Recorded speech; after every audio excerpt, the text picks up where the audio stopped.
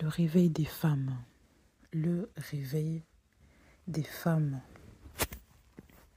On va prendre un passage dans Matthieu 28.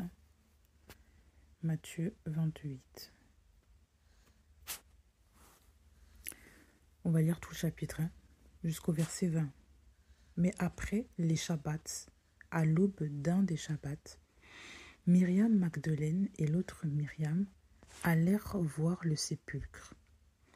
Et voilà qu'il se fit un grand tremblement de terre, car un ange du Seigneur, étant descendu du ciel, vint et roula la pierre à côté de l'entrée et s'assit dessus. Or son visage était comme un éclair et son vêtement blanc comme de la neige. Et les gardes tremblèrent de peur et devinrent comme morts. Mais l'ange prit la parole et dit aux femmes, « Pour vous, ne craignez pas, car je sais que vous cherchez Yoshua qui a été crucifié. Il n'est pas ici, car il est réveillé comme il l'avait dit. Venez et voyez le lieu où le Seigneur était couché. Et allez-vous-en promptement et dites à ses disciples qu'il est réveillé des morts. Et voici, il vous précède en Galilée. C'est là que vous le verrez. Voici, je vous l'ai dit. » Et étant sorties promptement du sépulcre avec crainte et grande joie, elles coururent porter la nouvelle à ses disciples. Mais comme elles allaient porter la nouvelle à ses disciples, voici Yoshua se présenta devant elles et leur dit « Réjouissez-vous !» Et s'approchant, elles embrassèrent ses pieds et l'adorèrent. Alors Yoshua leur dit « N'ayez pas peur, allez et dites à mes frères d'aller en Galilée, c'est là qu'ils me verront. » Et comme elles s'en allaient, voici que quelques-uns de la garde, étant allés dans la ville, portèrent aux principaux prêtres la nouvelle de toutes les choses qui étaient arrivées. Et s'étant rassemblés avec les anciens, et ayant tenu conseil, ils donnèrent une forte somme d'argent aux soldats, en disant « Dites que ces disciples sont venus de nuit, et l'ont volé pendant que nous étions endormis. Et si le gouverneur l'apprend, nous le persuaderons, et nous vous épargnerons tout souci. » Et eux, ayant pris l'argent, firent comme ils avaient été instruits, et cette parole s'est répandue parmi les Juifs jusqu'à aujourd'hui. Mais les 11 disciples allèrent en Galilée, sur la montagne que Yoshua leur avait désignée. Et quand ils le virent, ils l'adorèrent, mais quelques-uns doutèrent.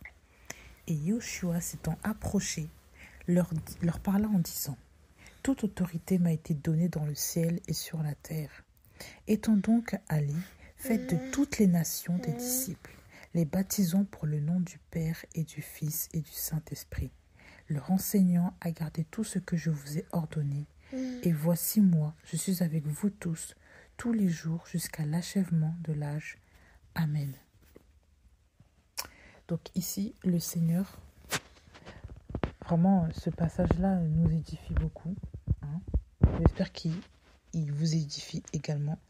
Et nous, il nous édifie, nous fait un rafraîchissement à chaque fois qu'on le lit. Et ce passage-là parle en fait de la mort et de la résurrection de Yoshua Mashiach. Donc, il faut savoir qu'à cette époque-là, pour récapituler un petit peu, après la mort de Yoshua, il a été mis dans un sépulcre par Yosef d'Arimathée.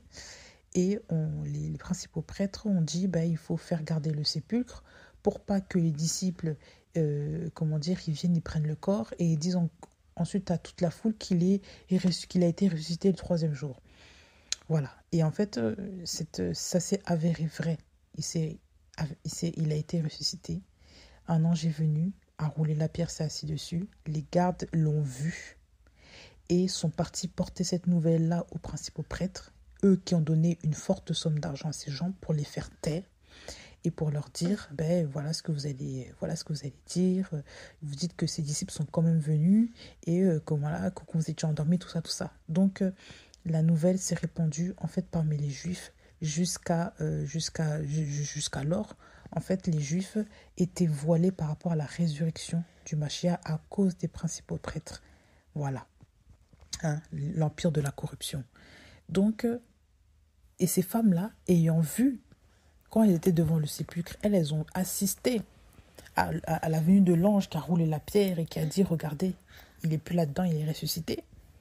Elles sont parties courant de joie et sur leur chemin, elles ont vu Jésus-Christ, Yoshua, qui leur a dit, réjouissez-vous, n'ayez pas peur et annoncez en fait à mes disciples tout ça et dites-leur d'aller en Galilée et c'est là qu'ils me verront. Donc elles sont parties, elles ont annoncé aux disciples et les disciples ont été réjouis de l'apparition du Seigneur et c'est là qu'ils ont reçu la mission maintenant d'aller vers toutes les nations, de les baptiser au nom du Père, du Fils et du Saint-Esprit. Et voilà, de les enseigner aussi à garder tout ce que Yoshua a ordonné et voilà. Et donc, ce réveil s'est fait à partir de combien de personnes qu'on voit. Comme on le voit par exemple au verset 16, il est dit « Les 11 disciples allèrent en Galilée ». Voilà, les 11 disciples plus, ici, les 2 femmes. On parle de 2 femmes, donc Myriam Magdalène et l'autre Myriam. Donc on parle de 2 femmes ici qui sont parties annoncer en fait la résurrection du Seigneur. Donc au total, 13 personnes, selon ce chapitre ici, 13 personnes ont su la résurrection du Seigneur. En plus des gardes aussi, des gardes et des principaux prêtres, mais eux qui étaient dans la corruption. Donc on va dire 13 personnes qui étaient au courant et qui ont accepté la résurrection du Mashiach. Et les gardes aussi, mais eux qui ne figurent pas dans le plan, voilà, à moins qu'ils ont dit qu'ils ont cru au Seigneur après, la Bible ne le mentionne pas, mais en tout cas, il faut savoir qu'il y a eu un très petit nombre de personnes, qui ont cru en la résurrection du Mashiach sur toute la nation des Juifs. Et ça, c'est aussi un des signes de la fin. Quand la Bible dit qu'il y aura un reste, et qu'il y aura très peu d'élus, beaucoup d'appelés, mais très peu d'élus, très peu de personnes vont accepter l'évangile du Mashiach. Très peu de personnes dans ces temps de la Fala vont renoncer en fait à la vie dans le monde, parce que, voilà, pour rester dans le monde. Très peu de personnes vont garder l'évangile du Mashiach. Très peu. Il y aura très peu d'élus. Il y a beaucoup d'appelés, mais très peu d'élus. Le Seigneur le dit, il le répète souvent. Et ça, c'est déjà au temps de Yoshua. Regardez comment l'époque était. La corruption était là. Les traîtres étaient là. Les gens qui refusaient de voir étaient là. Et il y avait aussi beaucoup de persécutions des disciples, beaucoup de persécutions dont Mashiach, beaucoup de persécutions. Vous vous rendez compte? Regardez l'état. Si on regarde l'époque ambiante là, l'ambiance là, au moment de la mort de Yoshua et de sa résurrection, c'était une ambiance quasiment morose, très très perturbante, très tendue, très hostile. On voit la corruption. La corruption, il y a un traître dans le lot, la traîtrise de Yehuda, ensuite qui se repentit, mais ensuite qui s'est suicidé. La corruption. On voit le caractère vraiment criminel et le caractère vraiment des principaux prêtres et des scribes et bref, des anciens qui avaient vu il était ressuscité réellement. Les gardes sont partis leur raconter ce qui s'est passé, qu'il y avait un ange qui est venu, ils étaient tellement effrayés, ils ont tout raconté. Mais ils ont vu ces choses-là, ils ont entendu, mais ils ont quand même donné de l'argent. L'argent pour qu'ils se taisent et pour qu'ils donnent une autre version du message, pour qu'ils donnent un faux évangile, pour qu'ils balancent un faux message. Un faux message, un faux évangile. Comme quoi, c'est faux, ce sont ces disciples qui sont venus, qui l'ont ramassé et qui l'ont dit, qui se disant, il est ressuscité. Donc, fausse rumeur, faux témoignage. Il faut savoir que dans la Torah, l'un des 10 commandements, c'était « tu ne feras pas de faux témoignages ». Et eux l'ont fait. Ça veut dire qu'ils étaient clairement anti-Torah, anti-Elohim, anti-tout. Des principaux prêtres. Des principaux prêtres, c'était pas n'importe qui. Des principaux prêtres. On vous précise bien qui étaient-ils. On ne peut pas mentir sur l'identité des gens. C'était des principaux prêtres au temps des Juifs. Des gens qui étaient censés connaître la Torah, censés savoir ce qui était à faire, qui n'était pas à faire, censés guider le peuple vers l'Élohim. Regardez comment ils se comportent. Voilà. Donc on voit les criminels, la véritable nature des gens. Hein, la fourberie, la manipulation, le mensonge. Et ce sont des grosses têtes, des leaders. Des grosses têtes, ça veut dire des leaders. Des gens qui ont le pouvoir, qui ont la gouvernance. On voit également le réveil également des femmes.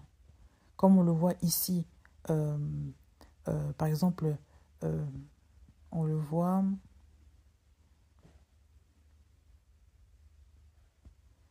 On le voit, on le voit au verset 8. Étant sortie promptement du sépulcre avec crainte et grande joie, elles coururent porter la nouvelle à ses disciples. Donc ici, on parle également du réveil des femmes.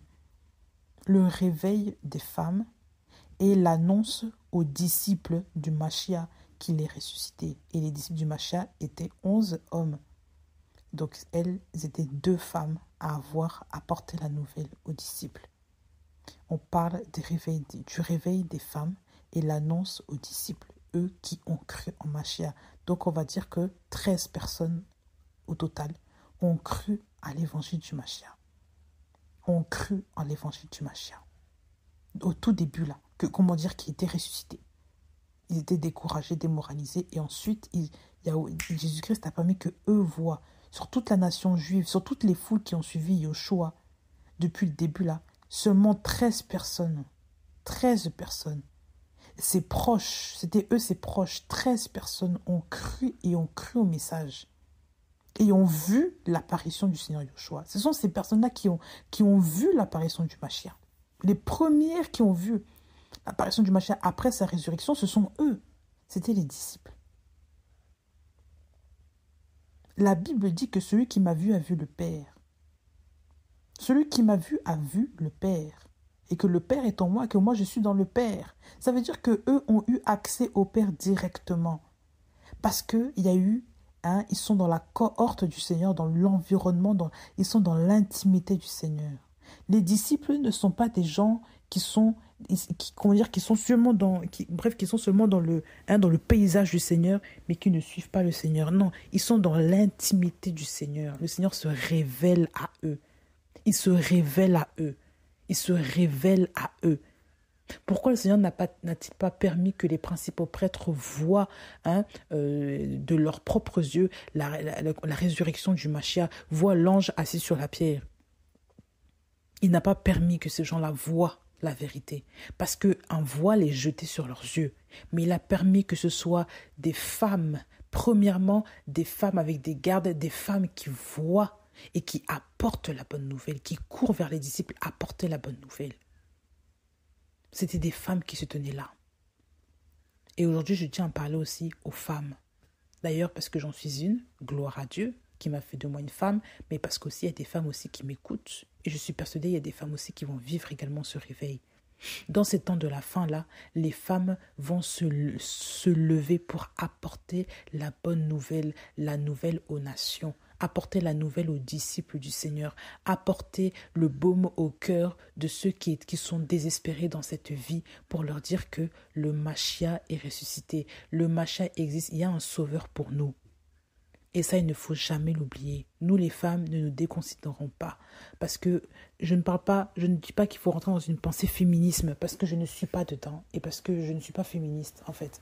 Mais il faut vraiment que nous puissions nous ajourner avec le calendrier biblique dans ces temps de la fin-là. De la même que le Seigneur a dit dans Matthieu 24 que nous serons, dans Matthieu 10, je crois, Matthieu 10 et Matthieu 24 d'ailleurs, que les disciples seront beaucoup persécutés, qu'ils les livreront dans les tribunaux, ils vous persécuteront, ils vous tueront, tout ça. Et bien c'est la même chose.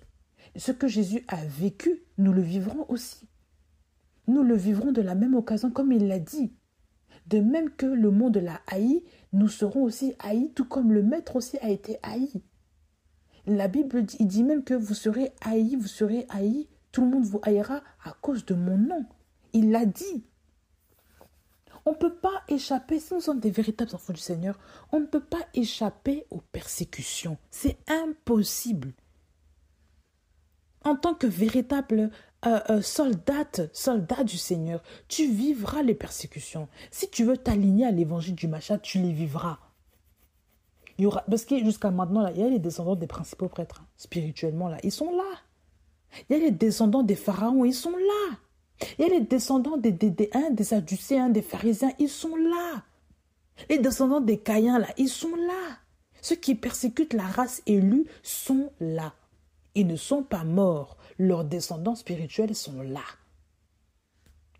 Il y a des Caïens, il y a des Ismaël, il y a des Ésaü, il y a des il y a tout ça là. Ce sont des représentations là, de livrets, tout ça. Des gens là qui attaquent les élus.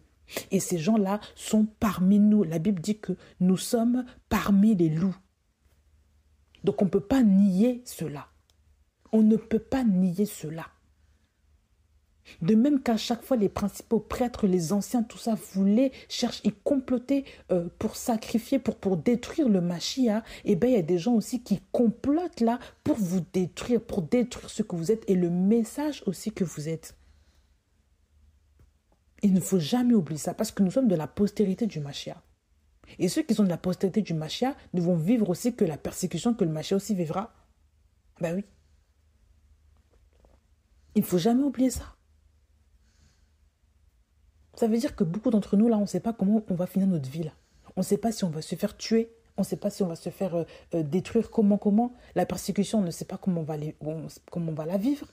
Mais en tout cas, on vivra ces choses-là. On vivra ces tribulations-là. Ça, c'est sûr et certain.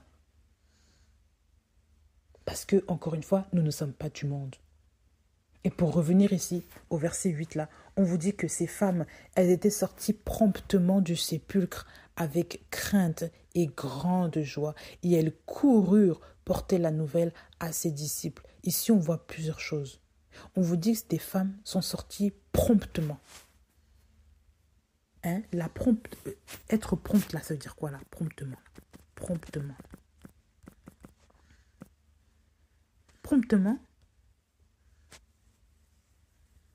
Promptement veut dire exécuter. On leur dit les définitions, ils utilisent encore le même mot dans la définition. Agir promptement, ça veut dire le fait de s'acquitter une tâche très rapidement. C'est le fait de s'acquitter d'une tâche très rapidement, presque immédiatement, instantanément, sans y réfléchir à deux fois. Ça veut dire de manière spontanée. Voilà, ça c'est très très bien expliqué. Vous voyez, non? De manière spontanée, directement. Il n'y a pas de réflexion. Il n'y a pas de réflexion, raisonnement bizarre. Non, on a entendu, on y va. On vous dit ici que cette femme sortit promptement du sépulcre avec crainte et grande joie. Elles sont sorties du sépulcre. Elles sont sorties promptement, rapidement. De là, on a dit qu'il est mort. Elles sont sorties des larmes. Le sépulcre, là, ça signifie les larmes, la détresse, le deuil. On ne peut pas être consolé. Elles sont sorties de là, elles ont repris vie, elles ont repris goût, elles ont repris la joie. Elles sont sorties avec crainte et grande joie. Ça veut dire que dans la sortie là du sépulcre, c'est comme si elles-mêmes, elles étaient dans le sépulcre là avec le Machia. Quand elles ont entendu la nouvelle, quand elles ont vu, elles sont sorties en même temps que cette nouvelle. Elles sont sorties du sépulcre. C'est comme si elles-mêmes étaient ressuscitées et elles sont sorties avec une crainte et une grande joie. C'est comme s'il y a eu un nouveau souffle, une nouvelle vie, une nouvelle étincelle, une nouvelle prise de conscience, une lumière qui s'est allumée. Vous voyez quand la Bible vous dit elles sont sorties promptement du sépulcre. Rapidement elles sont sorties. De la même que Jésus-Christ a été ressuscité en 3 jours là, elles-mêmes sont sorties aussi en même. C'est comme si elles sont vivifiées ensemble. Il y a un passage qui dit dans la parole là que le Seigneur nous a ressuscités ensemble. Il nous a vivifiés ensemble avec lui. Mais c'est ça la foi. La foi, c'est ça. Ces femmes-là sont des ambassadrices. Elles ont promulgué la foi en Machia. C'était des pionnières. Yoshua a utilisé des femmes, non pas des hommes, des femmes qui étaient en train de se lamenter, de pleurer, de verser leurs larmes. Hein. Elles sont sorties promptement, hein, sans réfléchir, rapidement, avec des décisions. Elles sont sorties. Des femmes. Quelle audace! Elles ne sont pas restées là tremblantes de sépulcre. Elles sont sorties promptement, on vous dit, elles sont sorties promptement. Avec crainte et grande joie. La crainte et la grande joie. Avec sans respect, elles sont sorties. Elles étaient tellement choquées de ce qu'elles ont vu qu'elles étaient obligées d'annoncer ça. On vous dit avec crainte et grande joie. Ça veut dire qu'elles étaient terrifiées par ce message. Elles étaient tellement éblouies par ce message. Elles étaient pétrifiées par le message. Et avec la joie aussi qui les a saisies. Comme une électricité qui te... Hein, quand ça t'électrocute, là, ça te saisit tout le corps. Là, tu sens la décharge là, qui passe en toi. Là. C'était la même chose. Elles ont été saisies d'une grande joie. Saisi, c'est comme si pétrifié par la joie d'apprendre qu'il est ressuscité, que c'est la vérité, que ces messages étaient vrais, que la démonstration de tous ces messages, c'était, en fait, c'est bon, là, c'est l'accomplissement des paroles qu'il a déclarées là. Les premières des femmes, dans toute la vie des disciples là, dans les évangiles là, on parle très peu des femmes. On parle des femmes, mais pas beaucoup. Il y a quelques passages où on parle des femmes, mais tout le reste là, on parle souvent des hommes qui posent les questions et qui posent les questions, mais eux n'étaient pas là pour voir. Ça veut dire dans ces temps de la fin là, il y a des hommes qui vont être endormis. Le Seigneur va utiliser les femmes pour réveiller les hommes. Je ne dis pas ça pour casser les hommes, c'est la vérité. Yoshua va il va réveiller l'esprit de beaucoup de femmes pour annoncer l'évangile aux hommes qui étaient endormis pour qu'eux-mêmes se réveillent et annoncent ensuite le message. Il y a un réveil là dans ces temps de la fin là que beaucoup ne comprennent pas. Vous voyez pas que tout ça c'est prophétique? Vous voyez pas que tout ça c'est prophétique? La femme, Dieu a permis que la femme voie avec ses yeux. Ça veut dire que la révélation de la parole aussi va être donnée de plus en plus aux femmes dans ces temps de la fin-là. De la même que toi, tu lis la Bible et tu vas comprendre de plus en plus le message de la croix, plus en plus aussi de femmes comme toi vont comprendre aussi le message de la croix. Ils vont l'annoncer aussi aux disciples du Seigneur et à tous ceux qui croiront en lui. Il ne faut jamais oublier ça. Beaucoup de femmes vont se réveiller, de toutes les nations, de toutes les couleurs, de toutes les ethnies. Là. Elles vont se réveiller, elles vont annoncer le message parce qu'elles auront vu le Mashiach. Elles auront la révélation du Mashiach. C'est comme une nouvelle naissance. De la même manière que l'ange s'est révélé à Myriam, il lui a dit que tu seras enceinte, tu auras un enfant, il sera lui. La révélation aussi a été donnée aux femmes pour qu'elles enfantent aussi l'évangile aux nations. C'est la même chose là. Nouvelle naissance. La puissance de l'évangile a été donnée aussi aux femmes. Il ne faut jamais oublier ça. Beaucoup de femmes se négligent parce qu'elles se disent encore que non, vous savez, nous, chez nous, culturellement, là, la femme, tu es là, quand tu marches, même ta tête est toute basse, là, on ne voit même pas ton visage parce qu'on t'a interdit de voir le monde. Mais qu'est-ce que c'est que ça? Ces femmes-là, on va décrire ces femmes-là. Parce que beaucoup de femmes, trop de femmes même se cachent derrière un faux évangile, se cachent derrière une culture qui vous rend complètement inerte, complètement morte. On veut faire de vous des tombes, des cimetières vivants. Tu as une matrice vivante en disant là, physiquement là, mais spirituellement, tout est mort. Parce qu'on vous a enfermé sous le poids de la culture, enfermé sous le poids d'une religion là, dominatrice. On vous a enfermé, on vous a écrasé, on vous a muselé, on vous a cousu la bouche. Voilà là l'empire aussi des principaux prêtres là qui ne veut pas que les femmes parlent. Voilà. Quand une femme parle là, toi tais-toi là, va faire à manger là-bas. Va t'occuper des enfants. Voilà. Les religieux. On vous dit que cette femme court avec grande joie. Elles coururent porter la nouvelle à ses disciples. Elles sont pas là, elles sont pas marché toutes tremblantes, elles ont trottiné parce qu'elles avaient peur du regard des hommes. Elles ont couru. Elles coururent porter la nouvelle à ses disciples. Elles coururent porter la nouvelle à ses disciples. Vous savez, pour courir, il faut une force. Est-ce que vous savez ça? Est-ce que vous savez ça? Je prends un exemple, les petits bébés là. Quand ils apprennent à marcher là, peuvent-ils courir? Quand ils apprennent à marcher, ils doivent déjà maîtriser leurs muscles pour se tenir d'abord droit, tenir debout.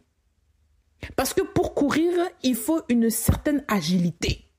Pour courir, il faut des muscles. Il faut que tes muscles te supportent. D'ailleurs, regardez les sportifs. Les sportifs, si ils arrivent... Je prends l'exemple des footballeurs. Les footballeurs, s'ils peuvent courir sur le terrain 90 minutes, c'est parce qu'ils ont été entraînés à faire ça. C'est parce qu'ils ont une capacité physique qui leur permet d'être endurants. Voilà pourquoi leurs entraînements leur servent à toujours garder une cadence pour que le match là, arrivé là, il ne soit pas à court. Si une personne n'a pas l'habitude de faire, de courir beaucoup, tu lui demandes de taper un sprint pendant 2 minutes. Ça va être très difficile. Il y en a qui vont s'arrêter au bout de 30 secondes parce qu'ils n'ont pas l'habitude de courir, parce qu'ils n'ont plus cette force-là. Ils n'ont plus cette force-là. Courir, ça demande de la force, ça demande des muscles, ça demande de l'agilité physique, ça demande de la détermination.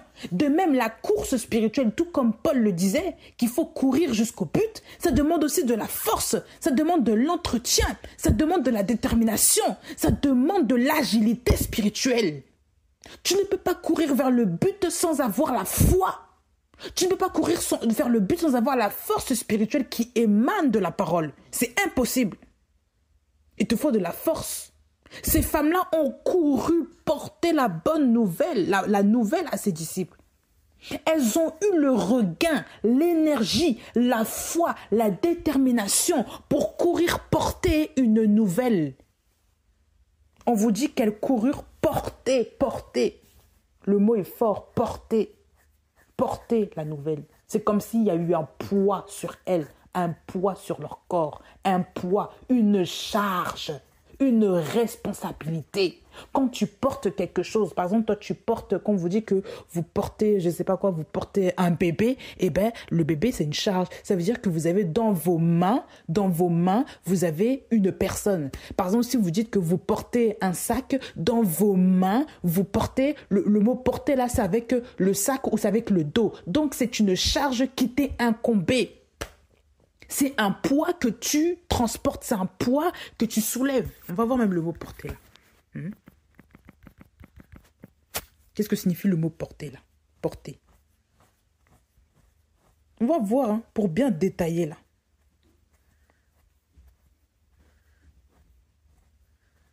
On vous dit, ça signifie peser, relever, supporter, c'est pas ça. Attendez, avoir sur soi. Avoir sur soi. Je vais voir en latin. Parce que je veux l'origine même du mot pour bien qu'on comprenne le sens là.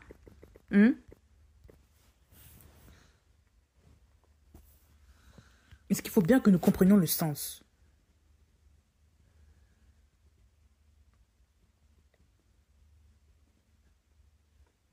Alors,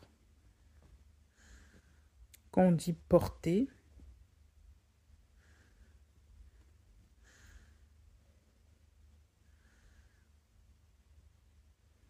alors, attendez.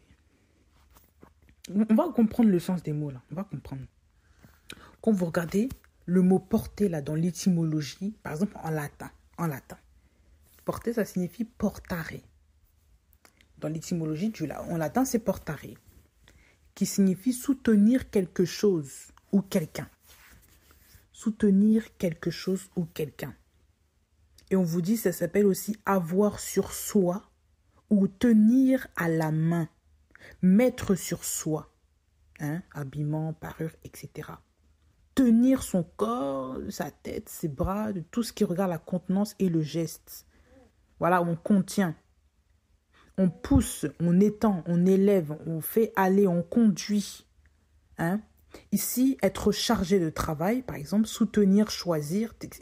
Ici, qu'est-ce que ça veut dire? La nouvelle a été donnée. Yahweh, ici, la parole est très très bien écrite pour dire qu'en fait, les femmes ont la charge de donner la nouvelle aux disciples.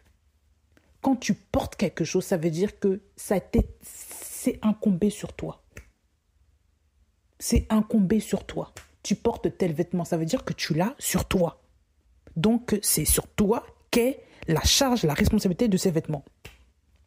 Tu portes tels habits, c'est sur toi. Tu portes tel ornement, c'est sur toi. Tu portes un cahier, tu portes des livres, c'est sur toi que les livres sont. C'est toi qui soulève ça. Donc la charge t'a été donnée. La charge, le fait de porter. Ça veut dire que la femme, elle aussi, a la responsabilité de transmettre la nouvelle de la résurrection du Mashiach. Elle a la charge de transmettre la parole aux nations. Elle a la charge de donner l'enseignement aussi, de transmettre de prêcher la bonne nouvelle. On vous dit ici, portez la nouvelle, portez la nouvelle, portez le fait de porter la nouvelle. C'est comme si la nouvelle était un poids. Il fallait maintenant la porter. Et oui, c'était un poids parce que c'était une nouvelle fracassante. C'est comme si elle était journaliste. Elle porte la parole, la nouvelle à ses disciples. Ça veut dire qu'elles étaient censées transmettre le message véridique aux disciples et non pas le message des principaux prêtres qui dit que non, il n'est pas ressuscité, il est mort. Elles n'ont pas été corrompues, ces femmes, comme les autres. Elles ont gardé leur dignité. Elles sont restées elles-mêmes. Elles sont parties courir, transmettre la nouvelle. Ça veut dire qu'il y a eu l'empressement des femmes, l'empressement de la gente féminine, l'empressement de la femme à transmettre, à donner l'évangile aux disciples. Donner l'évangile aux nations. Donner l'évangile à tous ceux qui croient et qui croiront au Mashiach. Donc ça n'a pas été donné ici qu'aux hommes. C'est ce que j'essaie de dire. L'évangile n'est pas une affaire d'homme. Qui vous a dit ça? Qui vous a dit ça? Le Seigneur t'a-t-il créé une bouche pour que ça sert qu'à mettre du rouge à lèvres, du labello, je sais quoi? Vous pensez quoi? Les femmes d'aujourd'hui, là, il y en a beaucoup qui ne savent même pas où elles sont, où est leur responsabilité. Voilà pourquoi il y a des femmes aussi qui sont tellement inertes.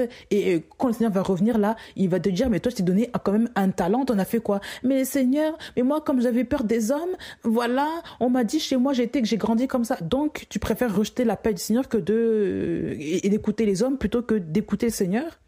Qui a fait de toi une prédicatrice? Tu préfères fermer ta bouche parce que, soi-disant, la culture t'a... Voilà, parce que la culture t'a muselé. Est-ce que ça, c'est normal, ça? Voilà le problème de beaucoup de gens. Ici, on voit le caractère des femmes de l'époque, de l'époque. Donc, aujourd'hui, là, imaginez même aujourd'hui, de l'époque, les femmes, voilà le caractère des femmes de l'époque. Voilà les caractères aussi de nous, là, des Myriam, tout ça, que nous-mêmes, on doit avoir. Voilà le véritable caractère. Regardez verset 9. Mais comme elles allaient porter la nouvelle, elles allaient porter, encore le même mot, elles allaient, le mouvement, elles allaient. Elles vont dans une direction précise. C'est pas n'importe où, c'est une direction précise.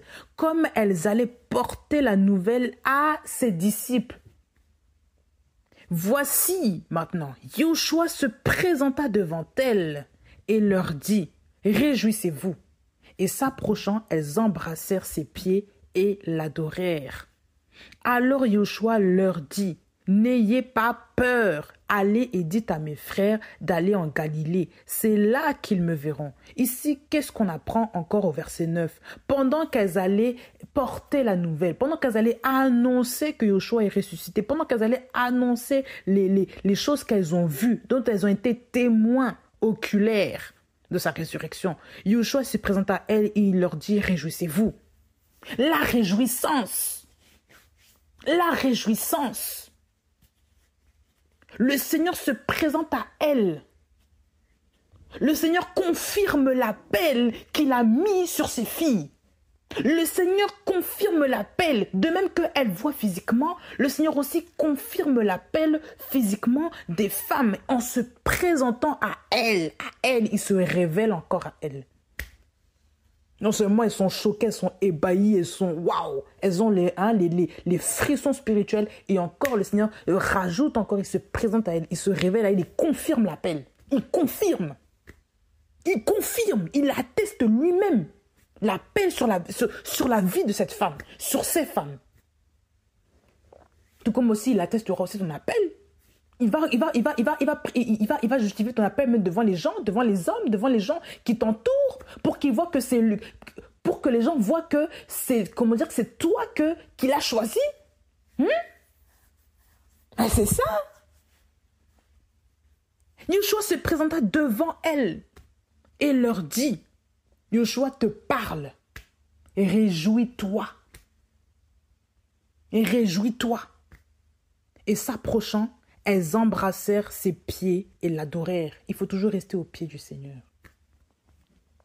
Il faut toujours s'approcher du Seigneur et il faut toujours rester aux pieds du Seigneur et adorer le Seigneur. Parce que c'est là qu'est ta première place, toi, femme.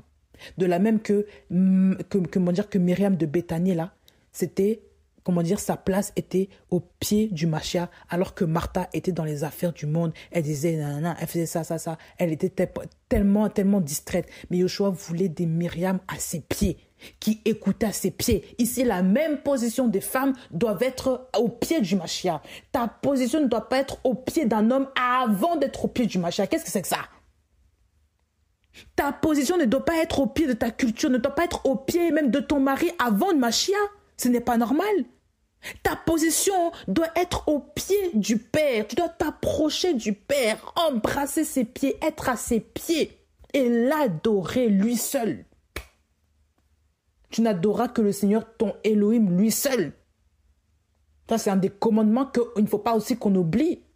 Tu ne peux pas adorer ton pasteur, tu ne peux pas adorer les prédicateurs et tu fais leur volonté, tu ne fais même pas la volonté du Père.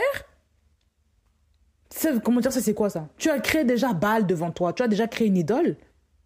Tu ne fais même pas la volonté du Seigneur, tu préfères faire la volonté de ton pasteur qui te manipule depuis toutes ces années, qui te dit que oui, il faut rester là, il ne faut pas prêcher, il faut se taire, il faut juste écouter. Qui t'a dit ça? Si le Seigneur a mis le feu en toi, la bouillance en toi, là, pour que tu parles, tu ne peux même pas parler à cause d'un monsieur qui t'a muselé la bouche. Voilà encore le caractère des principaux prêtres là, des sadducéens, des pharisiens, tout ça, qui veulent fermer la bouche des gens, qui veulent contrôler les gens avec leurs menaces, tout ça, leur charme, leur manipulation, leur argent qu'ils donnent en douce aux gens là. Voilà les manipulateurs. Voilà aussi les sorciers, il faut le dire. Voilà les enchanteurs, voilà les baragouineurs, tout ce que vous voulez. De vrais vipères, des vrais vipères, des vrais loups. Ils saccagent vos têtes, ils saccagent les assemblées, en contrôlant les assemblées avec des menaces, avec des répressions, avec de l'argent, pour soudoyer les gens, pour que les gens se taisent, pour ne pas que le message sorte. Mais les véritables femmes du Seigneur annonceront le message de la parole. Elles annonceront le message parce que c'est Yoshua qui les a mandatées, parce que c'est Yoshua qui s'est révélé à elles, qui leur a parlé. Ce n'est pas le pasteur qui doit t'envoyer, c'est le Seigneur qui doit t'envoyer, qui doit certifier ton appel là, comme un cachet là sur un diplôme. C'est le Seigneur qui doit faire ça, c'est pas le pasteur. Quand des fois on voit des diplômes que les gens accrochent dans leur mur, le pasteur, oui, diplôme de ça dans les églises, c'est du n'importe quoi. Vous ne vous rendez pas compte de la bêtise, comment on vous manipule, comment on vous instrumentalise. On vous prend pour des bébés, pour des gamins, on veut vous contrôler à travers des papiers. Vous ne vous rendez pas compte? Le cachet du Seigneur, c'est le Saint-Esprit. Le cachet du Seigneur, c'est sa parole. C'est lui qui donne le mandat ou pas. Ce n'est pas un homme. Et combien de gens vont comprendre ça? Voilà pourquoi aujourd'hui, jusqu'à maintenant, beaucoup de femmes se font manipuler, se font extorquer de l'argent, se font engrosser en désordre par des pasteurs. Il y a tellement de scandales. Pourquoi? Parce que, on n'est pas comme ces femmes-là. On ne peut pas comprendre ça. On ne veut pas entendre la parole, on ne veut pas entendre la révélation, on ne veut pas voir le Mashiach. C'est tout ça, voilà, c'est tout ça. On est encore dans l'empire là des principaux prêtres là. Beaucoup là, c'est comme ça. Beaucoup. Beaucoup trop doutent. Comment c'est possible ça? Toi qui es fille du Mashiach, tu doutes encore de ton identité. Tu doutes encore si tu es enfant du Dieu, si tu es enfant du diable. Tu doutes encore de ça. On ne dit pas que l'esprit là témoigne là en toi si tu es enfant d'Elohim. Dans Romains 8, là, franchement, écoutez 2 minutes, là. Comment est-ce que toi, quand tu vois la tête de ton papa, de ta maman, comment tu peux douter même que tu es fils ou fille de papa ou maman? Tu vois pas ton visage de ton père ou ta mère? Comment tu peux douter maintenant que tu es fils d'Élohim, que tu es fils de Yahweh, alors que toi-même tu as les mêmes caractéristiques, tu sais en toi-même que tu es son enfant parce que c'est marqué dans ta parole. En fait, il y a tout qui prouve ton identité. Mais juste toi, tu veux toujours te coller à l'identité du monde parce que tu as encore des complexes du monde, tu as encore des complexes par rapport à ça, tu n'es pas bien par rapport à comment les gens te regardent, tu as un problème. Il faut se réveiller, soldat, c'est pas normal. Des femmes là comme ça là se sont sorties promptement, elles sont parties courir, faire l'œuvre du Seigneur. Toi tu cours pas, toi tu es là, tu marches au ralenti. Ça fait combien de temps déjà qu'on t'attend? Combien de temps déjà qu'on t'attend? Combien de temps déjà que les gens t'attendent? Les gens déjà doivent entendre le message depuis longtemps, les gens t'attendent, les gens sont encore là en train d'attendre, de se dire quand est-ce que. Les gens ont soif de la parole. Les gens ont soif d'entendre la parole. Les gens ont soif d'entendre les mélodies que le Seigneur t'inspire. Les gens ont soif. Mais toi, tu es là, tu trébuches, tu attends, voilà toujours l'attente du monde. Tu marches au ralenti alors que tu as reçu de grandes révélations, de puissantes paroles du Seigneur. Tu attends quoi? Il faut qu'on te donne un coup de pied aux fesses pour que tu saisisses l'enseignement là. Honnêtement. Tu attends quoi? Tu es tellement lente. Tu es tellement lent que le Seigneur est obligé de t'avertir même dans les sens que tu ne comprends pas. Parce que ta mémoire déjà, voilà. Nos mémoires déjà c'est compliqué. Nos mémoires à nous les humains c'est compliqué.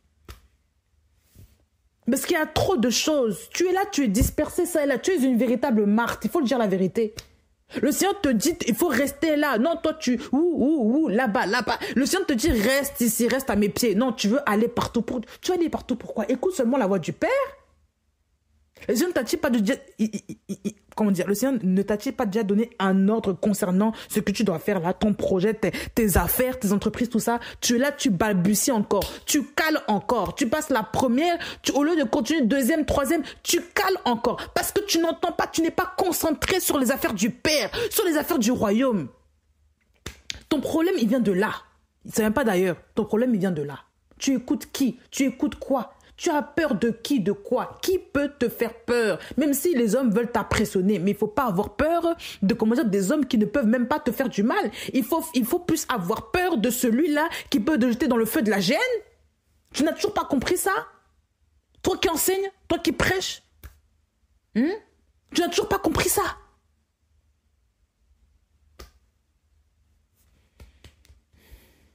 Il faut le réveil, il faut vous secouer, il faut le réveil des femmes. Beaucoup trop de femmes dorment. Beaucoup trop de femmes dorment, elles sont somnambules, elles ne se rendent même pas compte, mais elles avancent tête baissée. Vous êtes véritablement endormis.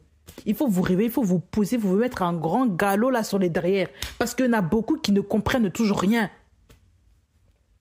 Dans ces temps de la fin là, il faut être prompte. Il faut être des femmes, il faut être dans la vision du Père. Il faut être dans la rapidité. Ici, on vous dit que ces femmes-là sont sorties promptement. Il faut être dans la rapidité parce que les temps sont mauvais. On a perdu beaucoup de temps. Vous comprenez pas? Le temps là, on l'a perdu. Comment est-ce qu'il faut vous faire comprendre ça? On a perdu du temps. Le temps là, le temps tourne. Les femmes, vous êtes là pour aussi rattraper le temps là qu'on a perdu. C'est pas genre, baisser garde tout le temps. Non, il faut rattraper le temps. Ça veut dire que la femme aussi est rapide. La rapidité. Dans la tête là, c'est la rapidité. Comme des gazelles. Pourquoi le Seigneur a utilisé des femmes? Parce qu'ils savent que les femmes, elles vont pas commencer à raisonner comme les hommes. Elles ont vu, elles vont courir. Elles sont rapides. Elles sont rapides. Mais quand même elles ont annoncé ça aux disciples là, on vous dit quand même qu'il y en a qui doutèrent même. Vous voyez, ça veut dire que si c'était les disciples qui avaient vu premièrement là, si c'était les hommes là, il y aurait de la lenteur. Le projet du Seigneur, le temps du Seigneur là serait, le timing ne serait pas respecté à cause de la nature des personnes. Donc quand le Seigneur utilise des femmes pour faire une œuvre, il ne faut pas douter, il faut aller, il faut courir. Vous ne comprenez pas quoi? Vous ne comprenez pas quoi? Le Seigneur t'a mandaté pour faire une mission, il faut faire vite. Il faut être empressé pour faire le travail du Père. Il ne faut pas être lent, mouliner. Quand tu fais les choses là, tu moulines, ça prend du temps, ça tourne. Il ne faut pas être comme ça. Il faut être empressé. Les temps sont raccourcis. Les jours sont mauvais. Qu'est-ce qu'on ne comprend pas? Il faut racheter le temps. C'est à toi que le Seigneur a déposé la charge dans ton cœur pour faire ça. Il faut racheter le temps. Rachète le temps. Il faut le rachat. La notion de rachat, de racheter du temps là. Il ne faut pas perdre encore le temps sous des histoires qui n'ont ni queue ni tête. Il faut le rattraper. Parce que si tu restes là, cette position-là, tu finiras pas l'œuvre. Tu vas manquer beaucoup de couronnes. Je te le dis. Tu vas manquer beaucoup de récompenses. Parce que déjà, tu cales trop. On t'a déjà dit qu'il faut avancer comme ça. Pourquoi tu cales? Tu cales trop. Mais non, jeune fille, non. Il faut passer la seconde. Quand le Seigneur te parle, il faut écouter. Il ne faut pas être des raisonneurs là compliqués. Vous êtes là, après vous entendez une atmosphère ambiante. Ça ne va pas. Mais non, il faut batailler. Hein? Il faut batailler. L'atmosphère spirituelle là de ces temps derniers là, c'est très difficile. Mais il faut combattre ça dans la prière. Il faut rester animé du Saint-Esprit. Il faut être bouillant. La bouillance. Il faut être bouillant. Comment voulez-vous cuire un plat si le plat là n'est pas sur le feu? Honnêtement. Vous voulez cuire des pâtes? Vous croyez que les pâtes vont cuire seulement au soleil comme ça? Il faut mettre le feu en dessous. Il faut que ça boue. Il faut qu'il y ait de la chaleur. Il faut que l'aliment soit dans une chaleur quand même suffisamment extrême pour qu'il puisse avoir le goût, pour qu'il puisse être comestible. Il faut être dans la chaleur de l'esprit. Il faut être bouillant pour la parole. Si tu es tiède, comment veux-tu finir l'œuvre? Tu vas caler en chemin. C'est comme une voiture qui est sur la réserve. Tu veux aller, je ne sais pas quoi, de Marseille à Paris, tu es sur la réserve. Tu crois vraiment que tu vas finir le chemin? Au bout d'une heure, 2 heures, là, c'est terminé. Tu n'auras rien fini. Il faut mettre le carburant. Donc, il faut reprendre des forces dans la parole. Il faut arrêter de s'arrêter en chemin, de regarder ça à droite, à gauche. La Bible vous dit que ne regarde ni à droite ni à gauche, regarde tout droit devant toi, là, dans le livre des Proverbes, là. Il faut arrêter de regarder, d'être distrait, ça et là, vous êtes trop distrait. On sait que le temps c'est difficile, mais vous êtes trop la distraction. Vous écoutez tout et n'importe quoi. C'est ça le problème. Au lieu de se focaliser sur l'œuvre, non, toi tu écoutes ça, tu écoutes l'autre que l'autre a dit, tu écoutes. Tes oreilles sont partout et nulle part en même temps. Mais tu écoutes tout sauf la parole du Seigneur. Et tu t'étonnes que tu cales. Vous voyez pas que l'ennemi fait tout là pour nous informer de tout et de n'importe quoi. Il veut aiguiser vos oreilles là plus que je ne sais quoi. Il veut même vous mettre ultrason dans les oreilles pour que vous entendiez toutes sortes de sons là. Voilà pourquoi la télé est là. Parce que la télé là, il y a plein de chaînes. C'est pour que vous écoutiez tout et n'importe quoi. C'est pour que vous gaspillez votre temps dans les choses de ce monde. Vous n'avez pas compris ça encore? Le Seigneur ne veut pas que vous soyez distraites, vous les femmes. Il ne veut pas que vous soyez distraites. Il ne veut pas que vous soyez des Martha. Parce que les Martha n'accomplissent pas l'œuvre d'Élohim. Les Martha ne prennent pas la bonne part. Ce sont les Myriam qui sont au pied du Seigneur qui prennent la bonne part. Si tu ne prends pas la bonne part, là, tu vas passer à côté. Tu vas passer à côté. Tu vas passer à côté. Il faut comprendre le caractère de ces femmes. Qu'est-ce que le Seigneur voulait enseigner à ces femmes? Le Seigneur s'est révélé à ces femmes. Elles se sont approchées de lui. Elles ont embrassé ses pieds et elles l'ont adoré. Regardez l'attitude. Elles se sont approchées. Elles n'avaient pas peur. Elles se sont approchées. Donc ça veut dire qu'il y a la notion d'intimité, la notion d'amour, la notion d'amicalité, amitié, de proximité, de souvenir, de présence qui nous fait du bien. Tu dois être proche du Seigneur. Sa présence doit te faire du bien. Sa présence ne doit pas te faire peur. Tu ne dois pas sentir le jugement quand tu t'approches du Seigneur. Tu dois aimer la présence du Seigneur. Si tu veux finir l'œuvre du Père, tu dois aimer la présence du Seigneur. Même quand ces femmes allaient vers les disciples, le Seigneur s'est présenté à elles et elles se sont approchées vers le Seigneur. Ça veut dire qu'il y a des temps où même si tu fais l'œuvre, il faut toujours garder en tête que tu dois toujours rester au pied du Seigneur, t'approcher du Seigneur dans sa présence. Pendant qu'elles allaient vers les disciples, le Seigneur se présenta à elles. Le Seigneur est il est la haute retraite. C'est celui en qui tu viens te décharger. C'est celui aussi en qui tu viens voir, tu viens reprendre des énergies. Tu viens l'adorer. Tu reprends contact avec lui. Tu t'approches de lui. Vous voyez la notion de proximité là? S'approcher d'eux. Elles n'avaient pas peur. Elles étaient en confiance. Elles étaient une notion d'amour. De tout. Elles embrassèrent ses pieds et l'adorèrent. Reste au pied du Mashiach. Embrasse ses pieds, sa parole. Adore-le. Demeure dans l'intimité du Père. Prie, médite la parole. Loue le Seigneur. Joue les chants dont tu as été inspiré par le Seigneur. Reprends la parole, reprends les chants, je ne sais pas, les mélodies, la guitare, peu importe. Reprends ces choses-là, adore le Seigneur, loue-le, chante-le. C'est ça aussi l'intimité, c'est ça s'approcher c'est ça adorer le Seigneur. Demeurer dans sa présence, ça veut dire qu'il faut des temps où la femme aussi, il y a des temps où tu vas être dans la présence du Seigneur. Il y a des temps où tu vas, on demeure dans la présence du Seigneur bien sûr, mais il y a des temps où tu vas rester au pied du Seigneur. Il y a un temps spécial pour toi et le Seigneur, dans ta journée là, dans tes jours là et ta nuit, c'est comme ça. Tu ne veux pas tout consacrer à ta famille et dire que tu fais l'œuvre du Père et tu oublies le Seigneur. Tu n'as pas de temps consacré pour lui. Même si tu fais l'œuvre, mais il y a un temps aussi, tu dois être au pied du Seigneur. C'est pas normal tout ça là. Ce n'est pas normal les femmes qui passent du temps en cuisine là, qui passent du temps au fourneau, tu n'as pas de temps pour prier. Ce n'est pas normal. Ce n'est pas normal. Même ton fils aîné qui a 3 ans, 4 ans, ton fils qui je sais pas quoi, qui est tout petit là, qui est nourrisson, peu importe, tes enfants qui sont adolescents là, ton fils là qui, voilà, ne doivent pas prendre la place du Seigneur dans ta vie. Aucun de tes enfants ne doit devenir maintenant un obstacle pour toi et le Seigneur. Jamais. Parce que le Seigneur est ton premier époux. Il est ton premier amour. Il ne faut jamais l'oublier. Même ton mari ne peut pas prendre la place du Seigneur. C'est pas possible ça. Bien sûr, il faut s'organiser dans la journée. Mais tu ne peux pas dire que parce que tu es débordé, tu vas laisser le temps du Seigneur. Tu vas faire... Mais ça, c'est quelle histoire ça, honnêtement. Comment peux-tu zapper le Seigneur qui est ton premier, qui est ton tout, et tu veux remplacer ça par autre chose, par quelqu'un d'autre? C'est pas normal. Ce n'est pas normal. Ce n'est pas normal.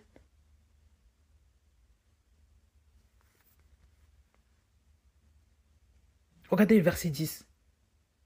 Alors Yahushua leur dit, n'ayez pas peur. Allez et dites à mes frères d'aller en Galilée, c'est là qu'ils me verront. Donc le Seigneur a donné un message clair, instruction claire à ces femmes. Il dit d'abord, n'ayez pas peur. Première parole qui dit, réjouissez-vous. Et ensuite, n'ayez pas peur. Réjouis-toi d'enseigner la parole. Réjouis-toi de faire l'œuvre du Seigneur. Réjouis-toi dans l'œuvre dans laquelle le Seigneur t'a mandaté. Il faut te réjouir. C'est une grâce de faire partie des soldats du Seigneur, de faire partie de la cohorte du Seigneur. C'est une grâce de faire partie, d'être mandaté par le royaume des cieux pour faire son œuvre. C'est une grâce. Il faut que tu te réjouisses. Il faut se réjouir. Il faut que tu sois bouillante pour l'œuvre du Seigneur. C'est important. C'est important. Il faut que tu aimes ce que tu fais. Il faut que tu te régales dans ce que le Seigneur t'a confié. Il y a des moments où c'est pas évident parce qu'il y a la chair. Nous sommes dans une chair. Nous sommes enfermés dans un corps. Parfois qu'il y a des faiblesses, on est fatigué, parfois on est irrité parce que notre tête elle nous fait mal, parce qu'il y a des choses, on pense à beaucoup de choses, il y a des activités quotidiennes, tout ça c'est normal, mais il faut que tu gardes en tête que toi, ton esprit doit se réjouir, il doit continuer à manger la parole et à aimer les œuvres que le Seigneur te demande de faire. Il y a un passage même qui le dit, je vais reprendre ce passage rapidement. Regardez, Romains 12, verset, à partir du verset...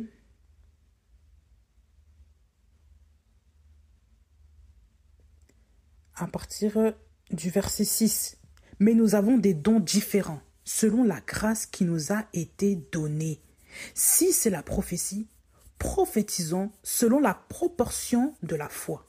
Si soit c'est le service, en servant, soit celui qui enseigne dans l'enseignement, soit celui qui exhorte dans l'exhortation. Que celui qui donne le fasse dans la simplicité, celui qui dirige avec zèle, celui qui exerce la miséricorde avec joie. La Bible ici nous dit que on doit le faire en fait avec joie. Il faut que nous travaillions, il faut que nous nous exercions à travailler selon la mesure en fait que le Seigneur nous a donnée. Il faut que nous soyons zélés. Ici, Paul explique bien que selon la grâce qui nous a été donnée, selon la proportion de la foi, si c'est le service, ben, il faut que tu serves. Si c'est l'enseignement, il faut que tu demeures dans l'enseignement. Si c'est l'exhortation, tu restes dans l'exhortation. Si, il faut que celui qui a le don de faire de donner, tu fais ça dans la simplicité. Celui qui dirige avec le zèle, celui qui exerce la miséricorde avec joie.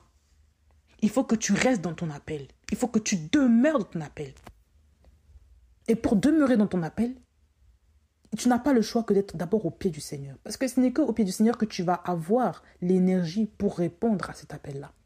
Sans l'énergie, sans la parole du Seigneur, sans le regain du Seigneur, tu ne peux pas accomplir son œuvre. C'est impossible. Parce que tu n'auras pas la force nécessaire pour atteindre ta mission. C'est comme la notion de carburant. C'est comme la notion de carburant. La même chose. Ah oui. Il te faut le carburant pour atteindre un point A à un point B. Si tu n'as pas de carburant, tu peux caler en route, tu auras des complications. Tu ne pourras pas aller jusqu'à la destination. Il y a des gens qui courent sans avoir assez d'énergie parce qu'ils n'ont pas mangé. Ils n'ont pas assez mangé, ils n'ont pas les bons nutriments, les bonnes protéines pour être vigoureux, pour atteindre la course. C'est pour ça qu'ils calent. Ben oui, tout simplement, c'est pour ça qu'ils sont fatigués, s'arrêtent en route. Parce qu'il faut que la personne mange suffisamment correctement pour pouvoir courir suffisamment, que que le corps ait de l'énergie. Ça veut dire qu'il faut la parole qui est notre pain de vie quotidien, qui nous donne l'énergie nécessaire pour atteindre l'objectif que le Seigneur nous a assigné là. Pour continuer à faire l'exercice tout le temps, tous les jours, il te faut la parole, il faut que tu manges la parole. Si tu ne médites pas la parole, si tu ne pries pas, si tu n'as pas de temps avec le Seigneur, comment est-ce que tu veux atteindre les objectifs que le Seigneur te donne? Tu vas finir par avoir le vertige, tu vas être fatigué, tu vas commencer à t'assoupir, tu vas t'endormir et tu vas rater le ciel. Parce que, en fait, voilà. Même si tu t'assoupis là, il va te manquer quelque chose. Il va te manquer l'huile pour la lampe. Les vierges, les 10 vierges. Pendant que le Seigneur est en train de revenir, toi, tu es en retard. Tu n'es pas à l'heure. Tu n'es pas à l'heure. On te dit qu'il faut se dépêcher. Non, tu es là, tu t'es assoupi. Au lieu d'avoir anticipé en prenant de l'huile, tout ça. Au lieu d'avoir anticipé comme certains qui ont pris de l'huile, toi, tu es parti. Tu n'as même pas pris ce qu'il faut. Tu ne t'es pas organisé pour avoir ce qu'il faut pour attendre l'époux. Et quand l'époux revient, c'est là que tu pars maintenant, chercher, faire les choses. Non, là, tu es en retard. Donc, c'est normal que tu passes à côté. Parce que tu n'es pas dans les temps. Tu n'es pas dans les temps. Tu n'as pas écouté la voix du Père. Tu n'as pas anticipé selon l'esprit. Tu n'as pas pris tes précautions spirituelles. Tu t'étonnes après que tu rates le ciel. Tu t'étonnes après que tu cales. C'est normal, tu cales. Tu cales parce que tu n'as pas écouté la voix du Père. Voilà pourquoi quand l'époux il était revenu, quand les 5 vierges, quand les vierges folles sont revenues, et elle a dit ouvre-nous. Il a dit mais en fait je vous connais pas, je vous ai jamais connu. Parce que tu n'as pas fait la volonté du Père qui est dans les cieux. C'est ça le problème. Il faut faire la volonté du Père. La volonté du Père, c'est que tu restes d'abord à ses pieds, que tu écoutes la parole, que tu manges ses avis, que tu manges les commandements, que tu manges la parole. Il ne veut pas que vous couriez ça à droite, à gauche, sans avoir déjà fait d'abord demeurer à ses pieds.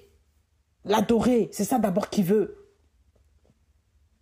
C'est bien d'aller en mission, mais être au pied du Père, c'est très important. Au pied du Père, c'est important. Ah oui. Qu'est-ce qu'on ne peut pas comprendre là-dedans, là, honnêtement. Et le Seigneur dit, n'ayez pas peur. Ensuite, n'ayez pas peur. Deuxième avertissement que le Seigneur dit.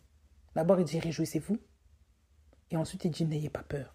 N'ayez pas peur. N'aie pas peur. Dans tout ce que le Seigneur t'a assigné de faire, dans la charge qu'il t'a confiée, dans l'appel, le ministère, les proportions, les projets qu'il t'a donné de faire, la vision qu'il t'a donnée, n'aie pas peur. N'aie pas peur. C'est le commandement qu'il donne aux femmes. N'aie pas peur. N'aie pas peur. Ça veut dire que le Seigneur ne veut pas qu'une femme ait peur. Quand le Seigneur mandate une femme, il ne veut pas qu'elle ait un esprit de faiblesse, un esprit de petitesse, un esprit de voilà. On n'a pas dit l'arrogance. On a dit, en fait, La peur, le contraire de la peur, c'est pas, l'excès de confiance en soi, c'est pas l'arrogance, c'est pas être un but de soi. Non, c'est pas ça. Il faut avoir confiance en Elohim. Confiance en Elohim. Confiance en Elohim. Juste lui. N'aie pas peur. N'aie pas peur. C'est un commandement pour la femme qui va faire la mission du Seigneur. N'aie pas peur. Va aller et dites à mes frères d'aller en Galilée, c'est là qu'ils me verront. Et il vous dit, va. Dis à mes frères d'aller en Galilée, c'est là qu'ils me verront. Va. Il t'envoie. Il t'envoie. Il t'envoie. Le Seigneur n'envoie pas que des hommes. Non, il t'envoie. Et il te dit de dire à ses frères d'aller là, et c'est là qu'ils le verront.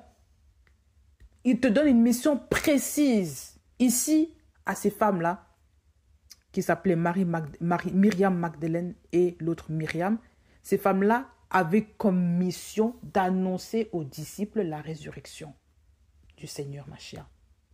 Et d'aller, attendez, verset 10, d'aller où? D'aller en Galilée. Et que c'est là qu'ils verront. Il y avait une mission précise. Elles avaient un message précis à donner. Elles avaient une œuvre précise à faire. Elles n'ont pas parlé à tout le monde. Elles ont parlé aux disciples. Elles ont parlé aux disciples d'aller là parce que le Seigneur a dit. Et le Seigneur, elles ont obéi au Seigneur parce que les disciples sont partis vers le lieu décrit par le Seigneur aux femmes. Et ils y sont allés, c'est là qu'ils ont vu le Seigneur. C'est là qu'ils ont eu la révélation ensuite du Seigneur. Donc les femmes ont fait leur travail. Les femmes ont des instructions très précises. Donc l'appel là, l'appel que le Seigneur t'a te donné, non seulement à toi il te dit femme, réjouis-toi de cet appel. Et réjouis-toi de cet appel. N'écoute pas les gens qui veulent absolument te faire peur, qui veulent te déstabiliser, qui veulent te donner les chocottes. Réjouis-toi de l'appel dans lequel tu es. Si c'est l'appel pour t'occuper des veuves, c'est une réjouissance. Si c'est l'appel pour t'occuper des enfants, c'est une bénédiction. Si c'est l'appel pour t'occuper des SDF, des gens qui sont dans la rue, des orphelins, peu importe, c'est une bénédiction. Si c'est l'appel pour gérer, c'est une bénédiction. Si c'est l'appel pour donner librement, je sais pas quoi, des affaires, des trucs aux gens, faire à manger pour beaucoup de gens, donner de l'argent pour beaucoup de gens, fais-le toujours avec joie. Hein? Si vous êtes appelé à être des Dorcas, faites-le avec joie. Si vous êtes appelé à être des Déborah, faites-le, soyez des Déborah avec joie. Ne soyez pas des Jézabel, soyez des Déborah avec joie. Si vous êtes appelé à être comme la femme samaritaine là, à annoncer aussi l'évangile là à son peuple là, soyez des femmes samaritaines, prophétiques avec joie. Ne le faites pas avec la peur des représailles, la peur de je ne sais quoi. L'esprit du Seigneur n'est pas un esprit de peur. L'esprit du Seigneur n'est pas un esprit de frousse, un esprit de honte, un esprit de larmoiement. Ce n'est pas un esprit de tristesse, ce n'est pas un esprit de peur. C'est un esprit de joie, c'est un esprit d'amour, c'est un esprit de force, c'est un esprit de courage. Il n'a pas dit à Gédéon là qui se plaignait, là qui se croyait tout petit, là, vaillant héros. Vaillant, c'est beaucoup de courage. Vaillant héros. Il a dit plusieurs fois là, mais pourquoi t'as peur? Il a dit plusieurs fois, Josué là, mais je te dis, n'aie pas peur là, n'aie pas peur. Je t'interdis d'avoir peur. Le Seigneur n'aime pas les enfants froussards, il n'aime pas ça. Il n'aime pas la frousse, c'est pas qu'il n'aime pas ses enfants. Il n'aime pas la frousse. Il n'aime pas le fait que tu aies peur. Avoir peur, ce n'est pas normal. Il faut être entêté dans les affaires du royaume parce que ce sont les affaires de ton père. Ce ne sont pas d'abord tes affaires à toi, ce sont celles de ton père. Donc dis-toi que l'œuvre que tu fais là, c'est l'œuvre du père. Tu as le mandat pour le faire, si le Seigneur t'a parlé. Le Seigneur s'est révélé à toi. Ça veut dire que tu as le mandat du père. Tout comme ces femmes-là ont le mandat, va faire ça, n'aie pas peur, va. Le Seigneur t'a donné déjà une charge, une responsabilité. Pourquoi tu as peur de quoi? De qui? Même si l'homme veut te tétaniser, là, comme les Sambala et les Topicha, là, tu n'as pas à avoir peur. Soyez comme soyez comme des femmes version Néhémie, là. Vous comprenez, là? Néhémie, là, regardez comment il a été oppressé, regardez comment il a été intimidé par des voyous spirituels, là. Sanballat, Tobija, là, tout ça, là. Par des gens, là, qui étaient tellement jaloux, tellement remplis, là, d'amertume. Voilà que voilà. Et quand on apprend l'histoire même de Sanballat, tout ça, là, de Tobija, là, ces hommes-là, là, on les a pas reconnus. En fait, quand les Juifs, juste parenthèse, hein, quand les Hébreux là sont revenus sur leur terre, il fallait qu'on voit, des gens qui fassent partie de la lignée de la race d'Israël. Ils n'étaient pas reconnus là-dedans. Voilà pourquoi ils ne pouvaient pas construire avec les Juifs. Voilà pourquoi eux qui se réclamaient être Juifs, maintenant on les a mis de côté parce qu'on ne les a pas reconnus, on ne les a pas retrouvés même dans les archives généalogiques. Donc, comme disent les jeunes là, ils avaient le seum. Hein? Ils étaient dégoûtés, ils étaient jaloux, ils étaient devenus maintenant jaloux le fait que Néhémie se lève maintenant pour bâtir la muraille sans eux. Ils étaient dégoûtés, c'est pour ça qu'ils ont commencé à attaquer. Ça veut dire que les jaloux aussi se lèveront. Les jalouses se lèveront. Les Sanballat et les Tobidjat là, elles se lèveront aussi. Ah oui? Parce qu'elles ne vont pas supporter que toi tu fasses l'œuvre et pas elles, qu'elles n'ont pas d'appel. Elles ne vont pas supporter le fait qu'elles n'ont pas été reconnues pour faire ça alors que toi tu le fais et tu le fais très bien. Elles ne vont pas aimer ça. Surtout entre femmes là. Quand il y a jalousie, c'est vraiment jalousie. Jalousie parfois inutile, mais vraiment, on sent vraiment l'atmosphère de la jalousie même. Parce qu'il y a trop de jalousie inutile. Jalousie bête, jalousie inutile qui ne servent à rien, mais la femme est jalouse même parce que l'autre est plus belle qu'elle. Regardez-moi honnêtement, regardez même ce type de jalousie. Comment peux-tu être jaloux d'un don que le Seigneur a fait à une autre? Mais c'est voilà. Elle va vieillir comme toi. Ah oui. Il y a des femmes, juste parce que tu as une voix comme ça, elles vont te jalouser. Juste parce que tu es comme ça, juste parce que tu as un tempérament tranquille, elles vont te jalouser. Juste parce que aussi tu as l'appel du Seigneur, elles vont te jalouser. Il ne faut pas oublier ça. Elles vont te combattre, elles vont faire des faux témoignages contre toi, elles vont vouloir t'intimider, elles vont vouloir te mépriser, elles vont vouloir te casser, elles vont vouloir détruire ton appel, détruire ton témoignage, elles vont vouloir secouer ton intimité avec le Père parce qu'elles ne vont pas supporter ce que tu es, ce que tu as, ce que le Seigneur t'a donné. Il ne faut jamais oublier ça. Ça veut dire que dans l'appel, là, il y aura toujours des détracteurs qui vont se lever. Mais ça prouve au moins que tu es dans un appel véritable. Ah ben oui. Parce qu'il y a des femmes qui n'aiment pas le Seigneur, qui vont faire croire qu'elles aiment le Seigneur, mais en vérité, elles sont venues là juste pour vous combattre. Ah ben oui. Elles sont là juste pour détruire la vision des gens. Elles ne sont nées que pour ça. Il y a des gens, ils sont nés que pour ça. Toute leur vie, ils ne font que détruire la vision des gens, détruire les gens par leurs paroles, par leur comportement, par leurs agissements, par leurs actions, par leurs magouilles. Ils ne font que détruire les gens. Toute leur vie, ce n'est que vie, que destruction. Ils n'ont rien bâti en eux-mêmes, dans leur famille, mais ils ne veulent que détruire les autres. Voilà l'appel des apostats. Voilà l'appel de l'ivré. Voilà l'appel de ceux qui n'ont jamais été appelés du Seigneur. Voilà l'appel des races de vipères, des enfants des pharisiens. Voilà l'appel des pharisiennes. Les pharisiennes existent toujours. Des gens qui se disent on est du Seigneur, mais quand tu vois leur comportement, ce sont des véritables pharisiens. Des pharisiennes ambulantes. Voilà le comportement aussi de beaucoup de Jézabel. Beaucoup de gens ne se rendent même pas compte qu'on est entouré de sorciers, on est entouré de faux. On est entouré de faux. Des faux dévots. On est entouré des faux. Ah oui. N'aie pas peur. Il ne faut pas avoir peur. Il faut avoir l'audace. Il faut être des Déborah. Tu n'as pas peur d'accompagner même quelqu'un à la guerre. Il faut être des Déborah.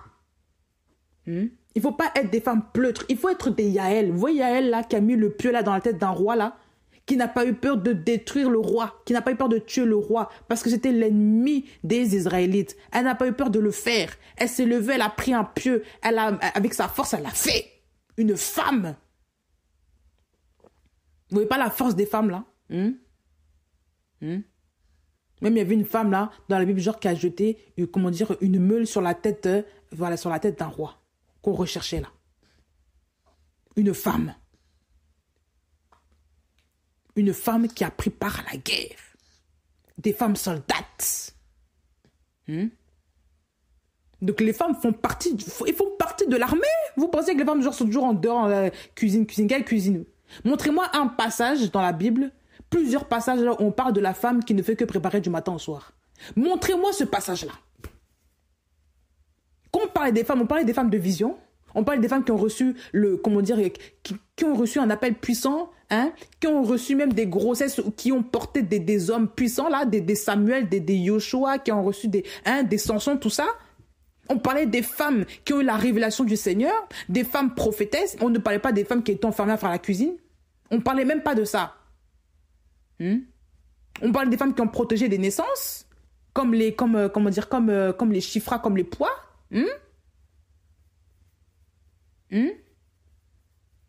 Même Ève, là.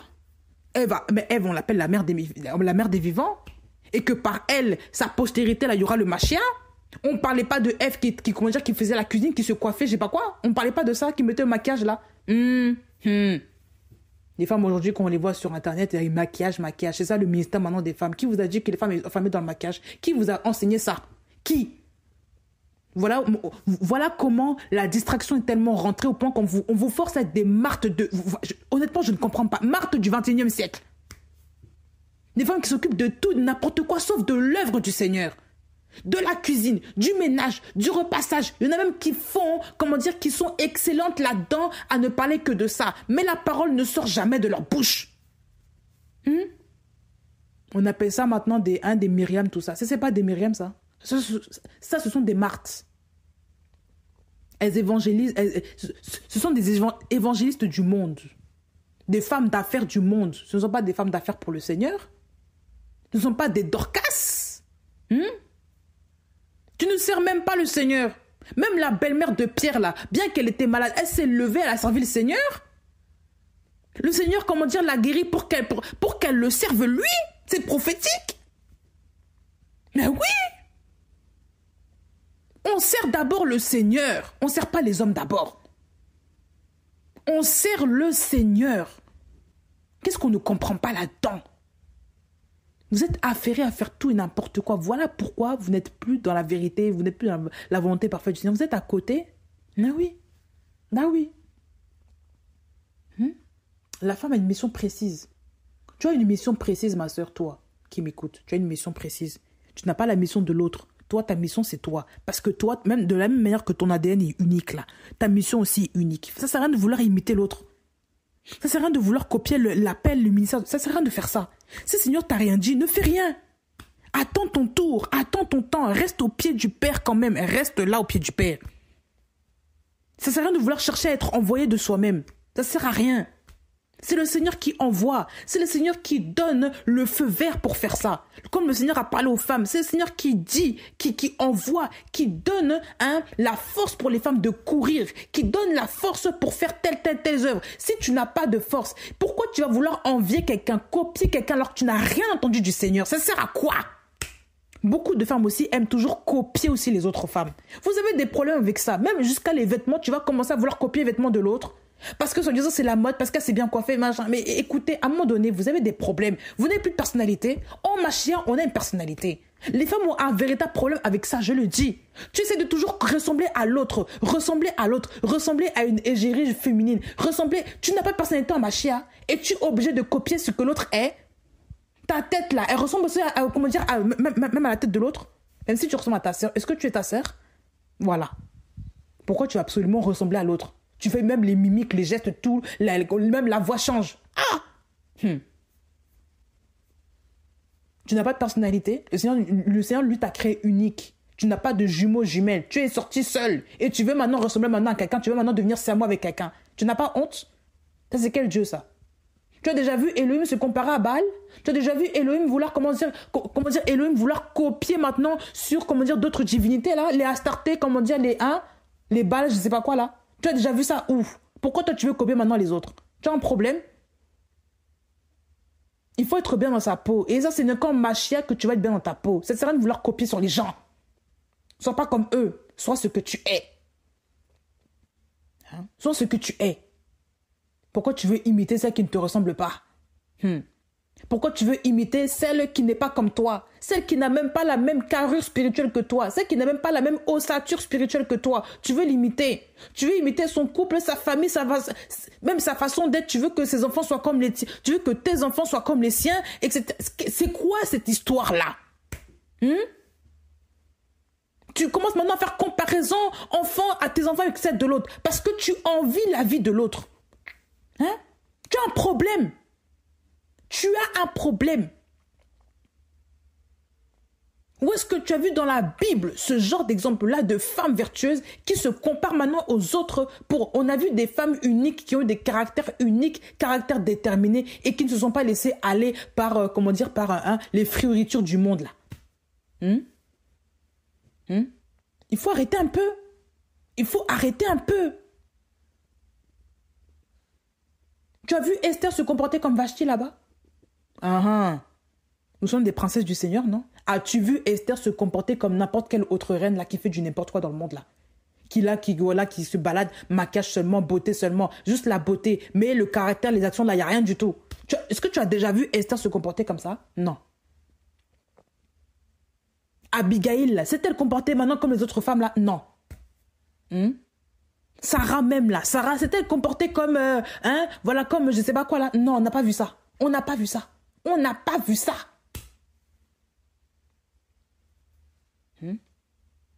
C'est Agar maintenant qui voulait mépriser sa maîtresse. Elle voulait la mépriser. Elle se comportait mal avec elle. Elle commençait à la regarder de haut. Parce qu'elle avait eu maintenant grossesse. C'est elle qui était complexée. C'était pas Sarah qui était complexée. Tu n'es pas du monde pour commencer à vouloir ressembler aux gens du monde. Tu n'es pas complexé. Il faut pas garder cette mentalité-là du monde. Il faut ressembler à tout le monde. Ça, c'est quelle histoire, ça? Même Jean-Baptiste, on vous dit sur lui, il avait la peau de chameau, il avait une ceinture de cuir autour, il mangeait des sauterelles, du miel. Qui mangeait comme ça à l'époque? Est-ce que les gens étaient comme lui? Les gens n'étaient pas comme lui. Si on précise ça, c'est qu'il était particulier par rapport aux gens de son époque. Il n'était pas comme les autres. Il n'était pas comme les autres. Il faut arrêter de vouloir ressembler aux autres. C'est quoi cette histoire de toujours ressembler aux autres? En tant que fille et fils du Mashiach, là, on ressemble à notre père Elohim Yoshua, non? Qu'est-ce qu'on ne comprend pas là-dedans? Yoshua et Elohim, Yoshua là est allé contre son temps. Il a sorti une doctrine que les gens étaient choqués, ils ne connaissaient pas, mais qui était vraie. Les principaux prêtres là ont fait la guerre. Vous voulez ressembler à tout le monde encore. Vous voulez ressembler à tout le monde. Vous n'êtes pas unique. Vous ne voyez pas qu'il y a un problème? Vous ne voyez pas qu'il y a un problème? Regardez les gens que Yahweh a utilisés depuis le début jusqu'à la fin. Là, ils n'étaient pas uniques. Ils n'étaient pas particuliers en leur genre. Pourquoi vous voulez ressembler à tout le monde comme ça? Pourquoi vous voulez absolument avoir l'identité, la même personnalité que tout le monde, au point même que vous commencez à vous corrompre même dans le comportement des gens? Ça, c'est quelle affaire, ça? C'est quelle affaire? Moi, j'aime bien être cash, j'aime bien être terre à terre. Je n'aime pas ressembler aux gens. Si je peux faire des choses différemment, je le ferai. De moi-même, si je peux le faire, je le ferai. Si tout le monde met la couleur bleue, là, je ne vais pas le mettre. Parce que je n'aime pas être comme tout le monde. Je le dis. Je n'aime pas ça. Déjà, dans ma nature, je suis comme ça. Il y en a encore plus en tant que fille d'Elohim. Vous croyez vraiment que je vais me conformer à ce siècle-là, Ce délire-là de femme, oui, telle coiffure, tout le monde comme ça. Telle tête, tout le monde comme ça. Tel habit, tout le monde comme ça. Tel geste des femmes, tout le monde comme ça. Ah bon? Si Seigneur te dit de ne pas faire ça, donc toi, tu vas le faire parce que c'est la mode, parce que c'est coutume, parce que tout le monde le fait. Je dis pas de scandaliser les gens. Je dis d'être soi-même. C'est ça. Être authentique avec toi-même, aligné avec la parole, mais tout en étant toi-même. Respecter tes valeurs. Ça ne veut pas dire que tes copines, elles mangent du n'importe quoi. Tout le monde mange du n'importe quoi. Que toi aussi, tu vas manger du n'importe quoi. Ça ne veut pas dire que tes copines, elles sont pas mariées, elles sortent avec des hommes, tout se passe bien, que toi aussi, tu vas le faire. Ah bon? Qu'est-ce que la parole de Dieu te dit? Ça veut pas dire que la tendance du moment, comme j'avais entendu une tendance là, en ce moment là, pour certaines personnes, c'est se marier avec les Asiatiques là, c'est ça qui fait des beaux bébés là. Ça veut pas dire que ça c'est la tendance, que toi tu vas rentrer dans la tendance. C'est si on déjà t'as prévu, je sais pas quoi, un Européen là, tu vas te marier avec un Asiatique. Parce que soi-disant c'est la mode du moment quoi. Quelle mode? La mode c'est un mariage maintenant. Regardez-moi là. Écoutez même l'imbécilité des gens. Écoutez les commentaires des gens. Regardez comment ils parlent. Regardez les commentaires des gens. Moi quand j'ai entendu ça, ça m'a choqué. Oui, en ce moment-là, dans cette ville, on voit que ça. C'est une de mes tantes qui m'a rapporté ça. Et elle-même enviait ces couples-là parce qu'elle, maintenant, avec son mari, ça va pas. Avec son conjoint, ça va pas. Donc maintenant, on sent même, quand elle parle, on sent même que la personne a envie d'avoir une autre vie. Tu te dis, mais qu'est-ce que c'est que ça? Des femmes de plus de 40 ans passées, tu parles encore comme une gamine qui n'a jamais eu d'expérience. Parce qu'il n'y a pas la parole, il n'y a rien. Il n'y a pas d'eau, c'est sec. Donc on cherche d'avoir toujours la vie, la meilleure vie. On veut imiter les gens. On veut commencer à envier le couple des gens, envier le mariage des gens. Et on se dit maintenant c'est ça. Comme je vois plein de gens comme ça, je commence à vouloir faire pareil. Mais ça c'est quelle affaire? C'est quelle affaire? Il faut parfois se secouer la tête pour se dire mais c'est pas normal ce qu'on voit. C'est pas normal ce qu'on entend. C'est anormal. Cette tendance-là, toujours, la tête sur les réseaux sociaux. Tout le monde le fait. Toutes les femmes maintenant se déshabillent sur les réseaux sociaux. Toi aussi, tu vas le faire pour attirer, soi-disant, le monde. Tout le monde s'affiche là. Toi aussi, tu vas le faire.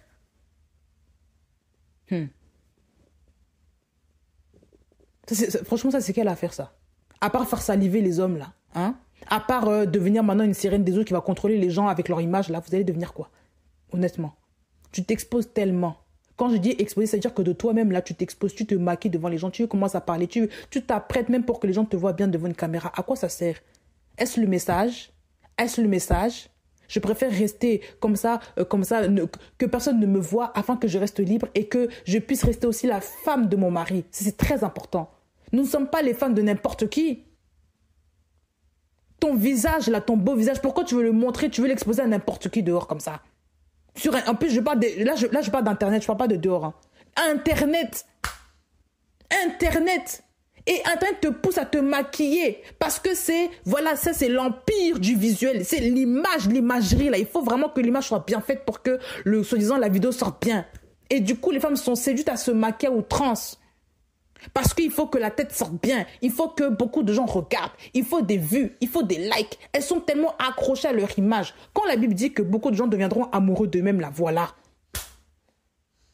Au point même qu'on passe des heures maintenant devant une caméra avec du maquillage, tout ça, juste pour que les gens nous voient bien. On fait des retouches, on fait Photoshop, juste pour que les gens nous voient. C'est quoi ça? Et tout le monde fait ça. Pourquoi? Parce que c'est la tendance du moment. L'application TikTok, n'en parlons pas. Comme c'est la tendance du moment, tout le monde fait ça. Tout le monde fait ça sur TikTok. Ah, tu n'as pas TikTok? Moi, je dis, je n'ai pas TikTok. Comment ça, tu n'as pas TikTok? Tu n'as pas Instagram? Je n'ai pas Instagram. Mais tu es jeune, non? Et alors? Si je suis obligée d'avoir Instagram, si je suis obligée d'avoir Twitter, si je suis obligée d'avoir même Facebook, je n'ai pas tous ces réseaux-là. Ça ne m'intéresse pas. Ça ne m'intéresse pas. Ça ne m'intéresse pas. Et gloire à Dieu, même que je n'ai même pas ces choses-là parce que c'est une perte de temps considérable. Il faut se le dire. Beaucoup de gens perdent leur temps là sur leurs bêtises sur les réseaux parce que vous voulez ressembler aux gens. Vous ne faites plus la volonté du Seigneur. Revenez au pied du Père. Revenez au pied du Père. Vous avez une mission à finir. Vous avez une mission à accomplir. C'est plus le temps là de rester là oisif, à faire du n'importe quoi, rester là, à attendre je ne sais quoi, regarder toujours la télé, à non plus finir. Vous êtes tellement enfermé dans les images que vous prenez maintenant le virtuel pour une réalité. Vous vous rendez même pas compte que vous êtes enfermé dans des boîtes visuelles. Le Seigneur vous a averti, le Seigneur vous appelle. Il dit revenez à votre premier amour. Revenez à mon enseignement. Revenez à ma parole. Revenez à vos premières responsabilités. Revenez à vos premières charges. Revenez au pied du Père. Que le Seigneur vous garde, qu'il vous accompagne, qu'il vous ressaisisse au nom du Seigneur Jésus. Amen.